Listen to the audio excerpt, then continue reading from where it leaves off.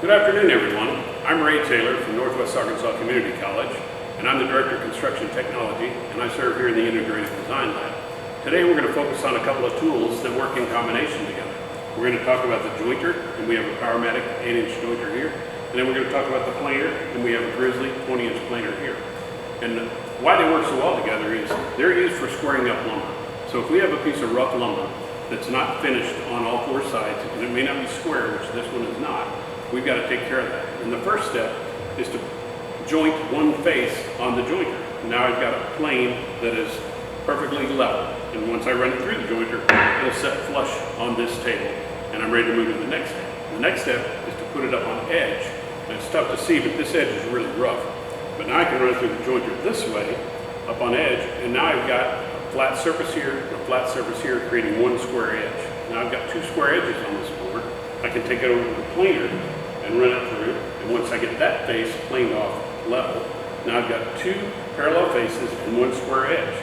And the last step is pretty simple. We take it over to the table saw, and we just make a rip cut, and then we've got a complete square board. So the jointer and the planer are used in combination for squaring up lumber and thicknessing to dimension.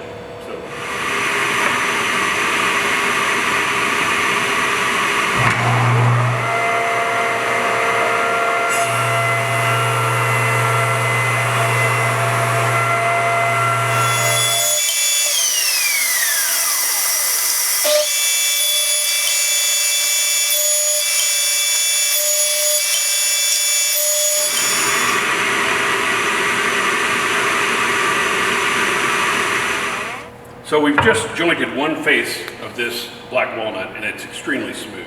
And the reason it's so smooth is because this jointer is equipped with the latest in technology of what's called a spiral cutter head.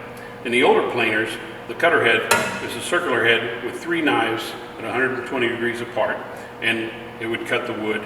But oftentimes those blades would get nicks in them from just use over time, and it would leave little raised bumps on your piece of wood when you're finished, and you'd have to sand those off.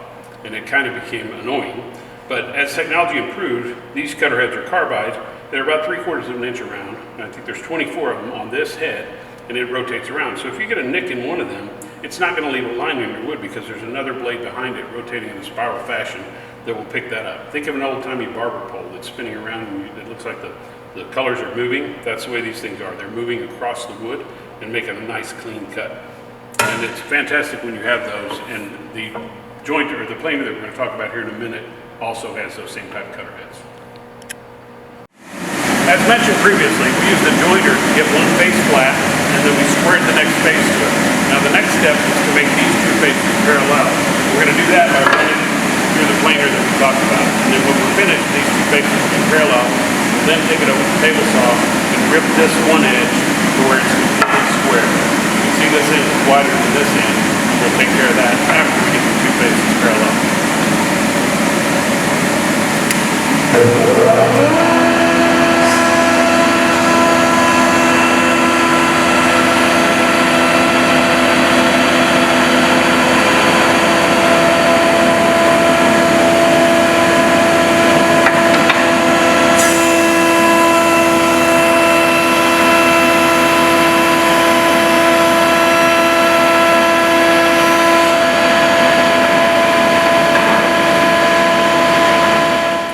As you saw previously, we took this black walnut, we jointed one face, we jointed one edge, then we put it through the planer. So now we have two parallel edges here and one square edge here.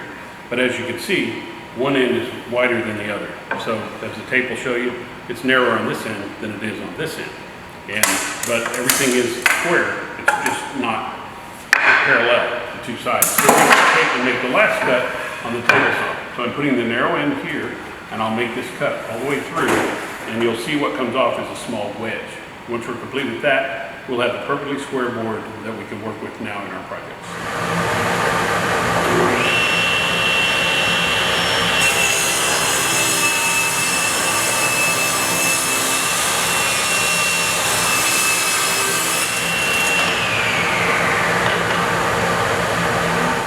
As you just saw, we were able to rip this board and make it square. And what happened was, as I mentioned, there's a small wedge, so it's thicker at this end than this end. But what that has done now, we ran it through the jointer, the planer, and now the table saw, and we produced 4 faces of a nice piece of black walnut that are all perfectly square.